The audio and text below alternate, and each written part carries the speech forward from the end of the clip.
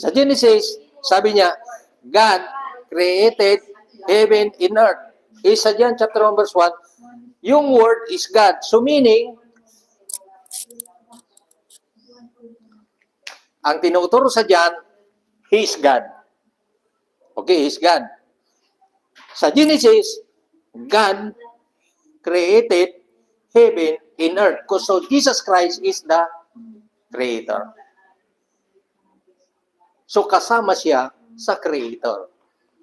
Kaya ang Diyos na nakita natin, o hindi pa naman natin nakita, o nakita na ng mga disciple, is a perfect God. Siya ay tunay na Diyos. Kasi sa John chapter 1 verse 1, He is God.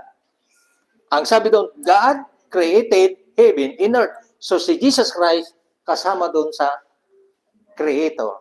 Kaya hindi masama na sabihin mo, Jesus Christ is the Creator.